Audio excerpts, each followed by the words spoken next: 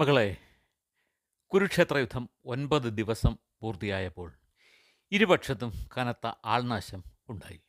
എങ്കിലും കൂടുതൽ നഷ്ടം സഹിക്കേണ്ടി വന്നത് പാണ്ഡവർക്കായിരുന്നു. പാണ്ഡവ സൈന്യത്തിൽ ഭീഷ്മർ ഒറ്റയ്ക്ക് കൊടുങ്കാറ്റ് പോലെ ആഞ്ഞടിച്ച് മരണം വിതച്ചു. ഈ പരാജയത്തിൽ നിരാശരായ പാണ്ഡവർ രാത്രിയിൽ ശ്രീകൃഷ്ണന്റെ സാന്നിധ്യത്തിൽ കൂടിയാലോചനകൾ നടത്തി. ഭീഷ്മരെ തന്നെ കണ്ട് അദ്ദേഹത്തെ പരാജയപ്പെടുത്തുവാനുള്ള മാർഗം ആരായാമെന്ന് യുധിഷ്ഠിരൻ നിർദ്ദേശിച്ചു. കാരണം ഭീഷ്മരുടെ യുദ്ധവീര്യമാണ് പാണ്ഡവർക്ക് കനത്ത ആൾനാശത്തിന് കാരണമായത്. അത് നടന്നില്ലെങ്കിൽ പാണ്ഡവർക്ക് സ്വന്തം രാജ്യം ഒരിക്കലും തിരിച്ചു പിടിക്കുവാൻ കഴിയില്ല. ഈ ഉത്തമബോധ്യത്തിൽ ഭീഷ്മർ തന്നെ സഹായിക്കുമെന്ന് യുധിഷ്ഠിരൻ വിശ്വസിച്ചു.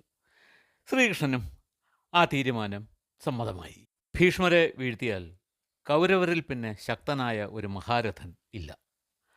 അങ്ങനെ ആയാൽ കൗരവരെ പരാജയപ്പെടുത്തുവാൻ നിസ്സാരമായി സാധിക്കും. ഭീഷ്മർക്ക് മനസ്സുകൊണ്ട് പാണ്ഡവർ വിജയിക്കണമെന്നാണ് ആഗ്രഹം. അതിനാൽ അദ്ദേഹത്തോട് ചോദിച്ചാൽ അദ്ദേഹത്തെ വീഴ്ത്തുവാനുള്ള ഉപായം ഭീഷ്മർ പറഞ്ഞു കൊടുക്കുമെന്ന് യുധിഷ്ഠിരന് പൂർണ്ണമായ വിശ്വാസമുണ്ടായിരുന്നു. അങ്ങനെ അവർ ഭീഷ്മരുടെ ശിബിരത്തിലെത്തി ഭക്തിപൂർവ്വം വിവരം ധരിപ്പിച്ചു. സംതൃപ്തനായ ഭീഷ്മർ പറഞ്ഞു, സ്ത്രീകളോടും യുദ്ധത്തിൽ തോറ്റോടുന്നവരോടും പടച്ചട്ട, ആയുധം എന്നിവ നഷ്ടപ്പെട്ടവരോടും ഒരിക്കലും താൻ യുദ്ധം ചെയ്യില്ല. ഇത്രയും പറഞ്ഞിട്ട് മുൻപ് സ്ത്രീയായിരുന്ന ശിഖണ്യയെ മുൻനിർത്തി അർജുനൻ യുദ്ധം ചെയ്താൽ അദ്ദേഹം ആയുധം താഴെ വച്ച് യുദ്ധം അവസാനിപ്പിക്കാമെന്ന് യുധിഷ്ഠിരനോട് സമ്മതിച്ചു. അർജുനൻ വലിയ ദുഃഖത്തിലായിരുന്നു. ഭീഷ്മരെ വധിക്കുവാനുള്ള ദൗത്യം ഭീഷ്മർ തന്നെ അർജുനനെ ഏൽപ്പിച്ചിരിക്കുകയാണ്. അതായിരുന്നു അയാളുടെ ദുഃഖം. ദ്രുപദ രാജാവിൻ്റെ മകനായ ശിഖണ്ഡി മുൻപൊരു സ്ത്രീയായിരുന്ന കഥയും പിന്നീട് പുരുഷനായി മാറിയ കഥയും നമുക്കറിയാം.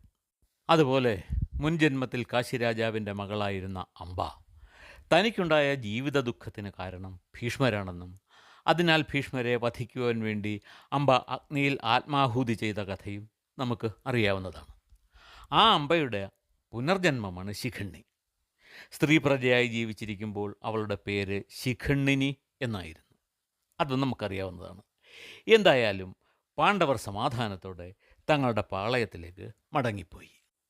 സഞ്ജയൻ ധൃതരാഷ്ട്രോട് പറഞ്ഞു, മഹാരാജാവേ, അടുത്ത പ്രഭാതത്തിൽ സൂര്യഭഗവാൻ തൻ്റെ രശ്മികൾ കുരുക്ഷേത്രത്തിൽ വീഴ്ത്തും മുമ്പ് തന്നെ ഇരു സൈന്യവും വ്യൂഹങ്ങൾ നിർമ്മിച്ച് യുദ്ധസന്നദ്ധരായി നിലകൊണ്ടു.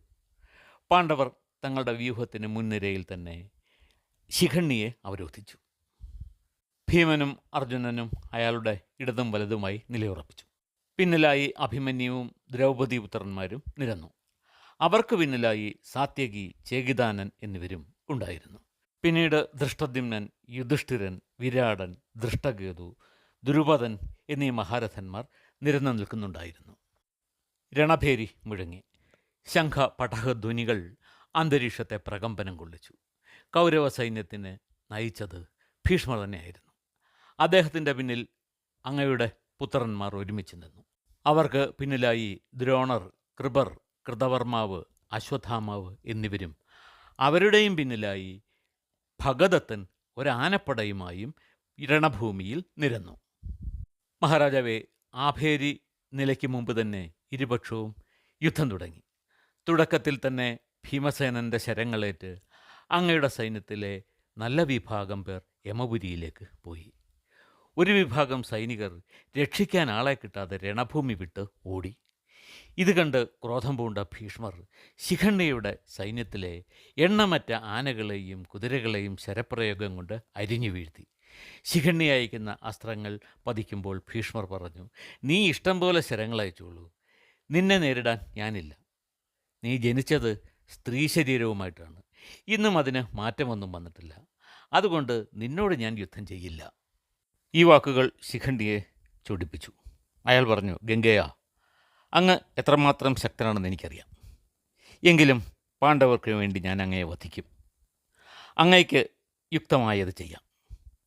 എങ്കിലും ഞാൻ എൻ്റെ കർമ്മം ചെയ്യുമെന്ന് ശപഥം ചെയ്യുന്നു. വേണമെങ്കിൽ ഈ അന്ത്യനിമിഷത്തിൽ ഈ പ്രപഞ്ചത്തെ ആകെ ഒന്ന് നോക്കി കണ്ടുകൊള്ളുക.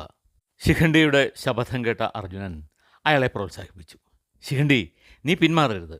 ഭീഷ്മപിതാമഹനെ വധിക്കുക. ഇല്ലെങ്കിൽ ജനങ്ങൾ നിന്നെയും എന്നെയും പഴിക്കും. അതിന് ഇട കൊടുക്കരുത്.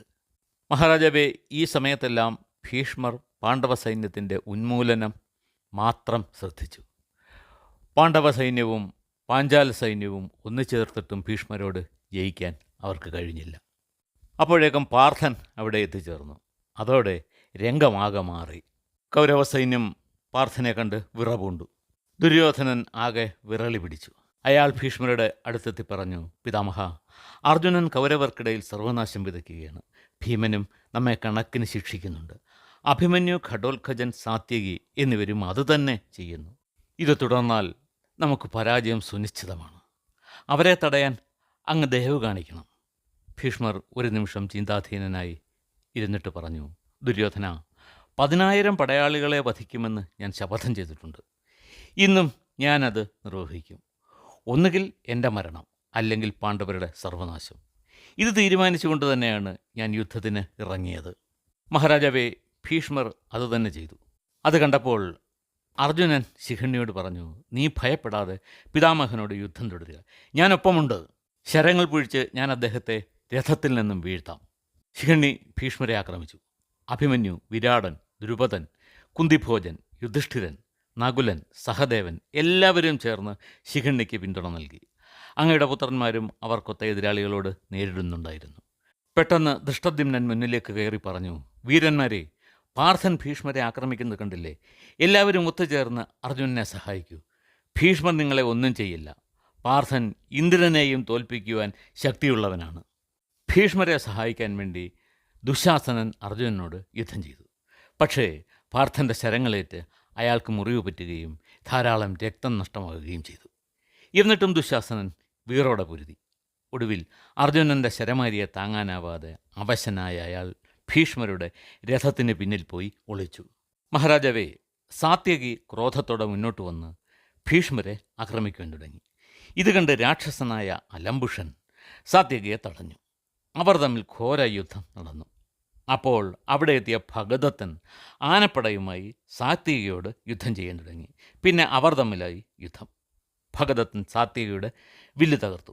മറ്റൊരു വില്ലുമെടുത്ത് പോരിനിറങ്ങിയ സാത്യകിയുടെ നേർക്ക് ഭഗദത്തൻ ശക്തി എന്ന ആയുധം പ്രയോഗിച്ചു. സാത്യകി ശരങ്ങളാൽ ആ ശക്തിയെ തവിടുപൊടിയാക്കി.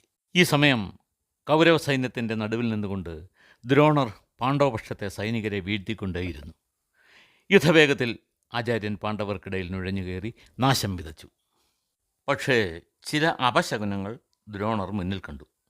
അദ്ദേഹം അശ്വത്ഥാമാവിനോട് പറഞ്ഞു, മകനെ, ചില അപശകുനങ്ങൾ ദൃശ്യമാകുന്നുണ്ട്. ഭീഷ്മരെ വീഴ്ത്താനുള്ള ലക്ഷ്യമായാണ് അർജുനൻ തേടുന്നത്. അതിനുള്ള തയ്യാറെടുപ്പുകളോടെയാണ് പാണ്ഡവർ എത്തിയിട്ടുള്ളത്. എല്ലാ സൈനിക ശക്തിയെയും പിന്തള്ളിക്കൊണ്ട് അർജുനൻ എന്ന് ഭീഷ്മരുടെ മുന്നിലെത്തും. അവർ തമ്മിൽ നടക്കുന്ന യുദ്ധത്തെക്കുറിച്ചോർത്തിട്ട് എൻ്റെ മനസ്സിൽ ചില ദുസൂചനകൾ വരുന്നു. അതാ നോക്ക്, ശിഖണ്ഡിയെ മുന്നിൽ നിർത്തിക്കൊണ്ട് പാർത്ഥൻ ഭീഷ്മരുടെ അടുത്തേക്ക് കുതിക്കുകയാണ്. നീ വേഗം ഭീഷ്മരുടെ രക്ഷയ്ക്കെത്തുക. നമ്മുടെ ജീവിതം ഇങ്ങനെയൊക്കെ ആക്കിയത് ആ മഹാരഥനാണ്. അർജുനനെ ഭീഷ്മരുമായി താരതമ്യം ചെയ്ത് സമയം കളയരുത്. ആർക്കും അർജുനനെ തോൽപ്പിക്കാനാവില്ല. മകനെ, യുധിഷ്ഠിരൻ ഉത്തമ ഗുണങ്ങളുള്ളവനാണ്. അതിനാൽ അയാൾക്ക് ഗുണവാന്മാരായ സഹോദരങ്ങളെ ലഭിച്ചു. പോരെങ്കിൽ പാർത്ഥൻ്റെ ഒപ്പം ഭഗവാൻ ശ്രീകൃഷ്ണനുമുണ്ട്. ദുർബുദ്ധിയായ ദുര്യോധനനോട് യുധിഷ്ഠിരന് തോന്നിയ കോപം എന്തെല്ലാം നാശങ്ങളാണ് വരുത്തിവെക്കാൻ പോകുന്നത്. എത്രയെത്ര മനുഷ്യരുടെ ജീവനുകളാണ് ഇതുവരെ ഇല്ലാതായത്. അതാ ശ്രീകൃഷ്ണൻ തെളിക്കുന്ന രഥത്തിലേറി പാർത്ഥൻ ഇങ്ങോട്ട് തന്നെയാണ് വരുന്നത്. നാലുപാടും മഹാരഥന്മാർ സംരക്ഷിക്കുന്ന പാണ്ഡവ സൈന്യത്തിൽ നുഴഞ്ഞു കയറുക പ്രയാസമാണ്. എന്തു തന്നെയായാലും യുധിഷ്ഠിരനെ ഞാൻ തടഞ്ഞുകൊള്ളാം. നോക്കൂ, രണ്ടാമത് ഒരു അർജുനൻ കൂടി അവതരിച്ചതുപോലെ അഭിമന്യു പോരാടുന്നു. നീ ദൃഷ്ടദ്യുമ്നനോടും ഭീമനോടും യുദ്ധം ചെയ്യണം. യുദ്ധം എത്ര പ്രാധാന്യമുള്ളതായാലും മകൻ്റെ ജീവനാണല്ലോ പിതാവിന് പ്രധാനം. പക്ഷേ ക്ഷത്രിയധർമ്മം അതല്ലല്ലോ. അതിനാലാണ് നിന്നെ ഞാൻ അങ്ങോട്ട് അയക്കുന്നത്.